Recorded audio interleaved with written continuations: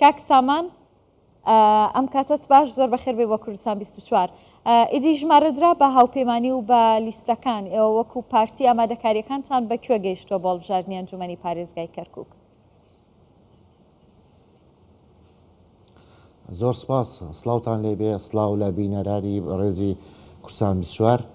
هەڵبەت ئەم هەنگاوی ئەمڕۆی کۆمیسیۆن لە پێدانی ژمارە بەلیست و قەوارە سیاسەکان و بربژێرە تاکەکان هەنگاوێکە لە چوارچێوەی ئەو بەرنامەی کە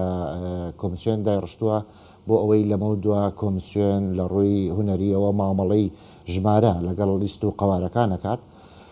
ئێمەش وەکو پارتی دیموکراتی کوردستان ئەمڕۆ ئامادە بووین لەوێ و لەو تیر پشکە 1970 بەرمان کەوت وەکو لیستی پارتی دیموکراتی کوردستان. ئەم لیستەش لە سێ پارێزگا بەشدارە بێت بۆ لەگەی خۆمان و بە ناوی پارتی دیموکراتی کوردستان. لیستی ژمارە 1970 لە پارێزگای مۆسڵ، لە پارێزگای کەرکووک و لە پارێزگای دیالا. بۆ ئەمە بەسەش ئێمە ئامادەکاری تەواومان کردووە. هەڵبەت ئامادەکاریەکانمان ئێمە هاوتەریب لەگەڵ ئەو تایم تیبڵی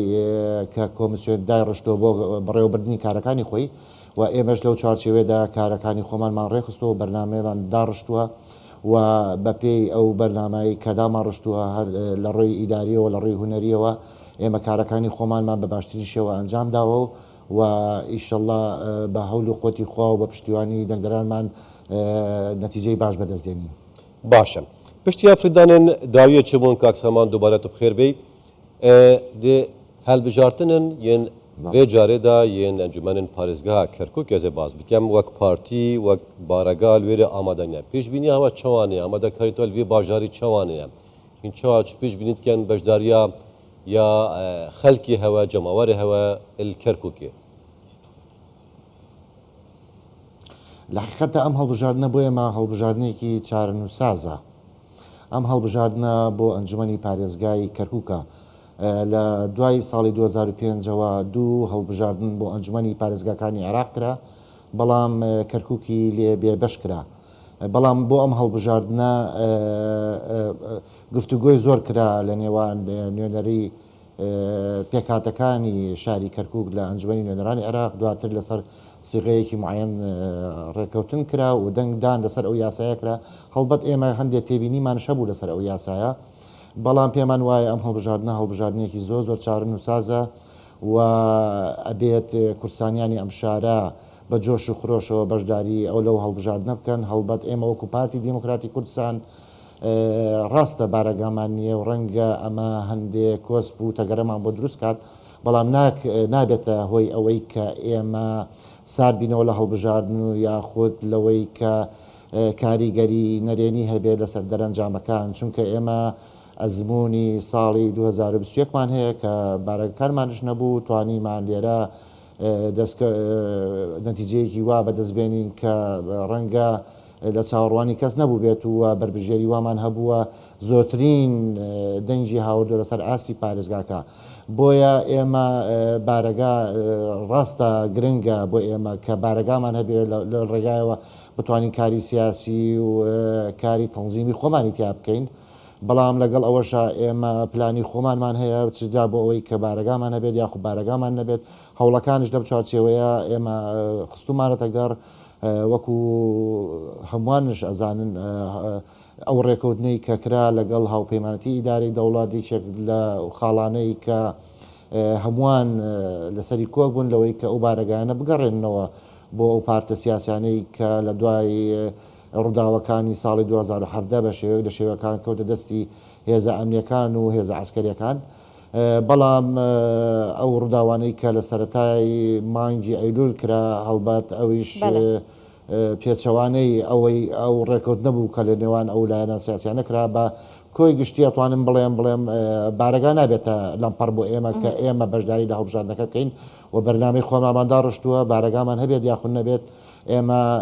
ئەندامانمان لێرەیە، دەنگدەرانمان لێر لەناو شاری کەرکووکە و ئەمڕۆ خەڵکی شاری کەرکووک هیوایان لەسەر ئێمە هەڵچینیوە و ئێمە بەڵێنیان پێدەین کە داکۆکاری سەرسەختی مافەکانیان بین. زۆر باشە کاک سامان، لە کەرکووک لایەنە کوردیەکان بە چەند لیست و هاوپەیمانی بەشداریان کردووە؟ لە حقیقەتدا ئێمە هەوڵێکی باشماندا لەوەی کە کورد بە کەمترین لیست بەشداری بکات لەو چوارچێوەشدا ڕێزدار دکتۆر کەماڵ کەرکووشی بەرپرسی مەکتەبی ڕێخستنی پارێزگای کەرکووک و ئەندای مەکتەبی سیاسیمان لەگەڵ زۆربەی لایەنە سیاسیەکان کۆ بۆ دواتر وەفدێکمانش لە شاری کەرکووک سەردانی زۆربەی لایەنە سیاسیەکانمان کرد و دید و تێڕوانینی خۆمانمان بۆیان خستە ڕوو لەوەی کە کورد بە چەند لیستی کەم بەشدار بێت ئەوەندە باشە بەڵام ئەو لایەنە سیاسیانش ڕەنگە خوێندنەوەی خۆیانە بێت و وەکو پێویست نهاتنە پێشەوە لەگەڵ ئێمە کە بەشدار بین و ئەوەی کە ئێستا هەیە ئێمە لە لیستێکین و برادرانی یەکێتی و حزبی شوعی لە لیستێکان و حزبی سۆسیالیست دیموکراتی کوردستانش لە لیستێکان و برادرانی نەوەی نوێش لە لیستێکەکەن. باشە کاک سامان دابشبوونە یا هەبوونا کوردان لە باژارێک کەرکووکە سەر چەند لیست و هەفپەیمانە چەند کارتێکن ناویان نەرینی هەبدن سەر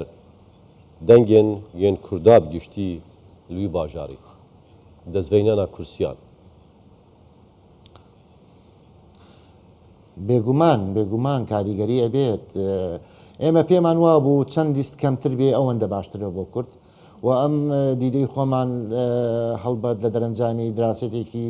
ورد هاتۆتەکایەوە و ئێمە ئەو دیدەماش بۆ زۆربەی لایەنە سیاسەکان خستە ڕوو بە هەر حاڵ پێم وایە دەنگدەرانی کەرکووکش خاریتەی هەڵبژاردن لە کەرکووک باشە زانن و ئەزانن کام لیست کە دەنگی پێبەن ئەتوانن زیاتر کورسیەکان بۆ خۆی بەرێت پێمان باش بوو کورد لە لیستی کەما کۆ بێتەوە بەڵام ئەوەی کە ئێستا هەیە لە مواقع ئەوەیە کە کورد بە چەند لیستێکە و عەرەبیش بە چەند لیستێکە.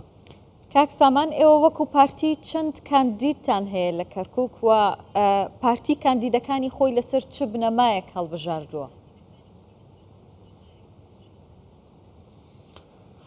ئێمە لە پارێزگای کەرکووک بە پێی یاسا دوو هێندەی کورسیەکانی ئەنجومەنی پارێزگا کاندیدمانەیە کە سیبەربژێرمانەیە ئەم سیبەربژێرە لە چین و توێژە جیاوازەکانە و هەروەها لە نەتەوە و ئاینە جیاوازەکانە ئەتوانم بڵێ مۆزایکێکە لە واقعی کۆمەڵایەتی شاری کەرکووک کە کوردی تایە تورکمانی تایە عەرەبی تایە و لە چین و توێژەکانش لە هەموو چین و توێژەکان خەڵکێکی پسپۆڕی تایە خەڵکی شارەزای تایە و ئەتوانین بڵێن لیستەکەمان لیستێکە بە دیقەتەوە هەڵبژێدرا هەڵبەت ئێمە بە خۆشحاڵیەوە ئەتوانین بڵێن بە سەتاها خەڵک داوای ئەوەیە کرد چ ئەوەی پارتی بن یاخود غەیرە پارتی بن یاخود لە نەتەوەکانی کە پێیان خۆش بوو لەو لیستا بێن بەشدار بن بەڵام ئێمەش لە دیراستێکی وردمان بۆ بارودۆخەکە کرد و وەسی بربژێری باشمان دیا هەڵبژاردن کە گزارش لە واقعی کۆمەڵایەتی شاری کەرکووکەکەن گزارش لە واقعی نەتەوایەتیە بشاراکەن و هەروەها نوێنەری چین و توێژەکانی شاری کەرکووک. ڕێژەی بەشداری ئافرەتان چەندە لە نێو کاندیدەکانتاندا؟ بە پێی یاسا ئەبێت ئێمە لە 125 کەمتر نەبێت بربژێری ئافرەتمان لە هەر لیستێکە بەڵام ئێمە لەو ڕێژێش زیاترمان داناوە خۆشببختانە ئافرەتێکی زۆر پێیان خۆش و ناو لیستەکەمانە بەشدار بن و ئەو ئافرەتانەشی کە ناو لیستەکەمان من هەمویان پسپۆڕیان جیاوازە و شارەزایەکی باشیان هەیە و کەسایەتێکی باشیان هەیە و کەسانی معروفن لە ناو شاری کەرکووک و ئێمە لەو ڕێژێش زیاتر ئافرەتمان داناوە کە کۆمیسیۆن بۆمانی داناوە کە لە 125 ئێمە زیاترمان داناوە لەو ڕێژەیە. بەێ سامان ڕەشید ڕێکای پێدراوی پارتی بۆ هەڵبژاردن ئەنجومەنە پارێزگا کەرکووکێ زۆر سوپاس.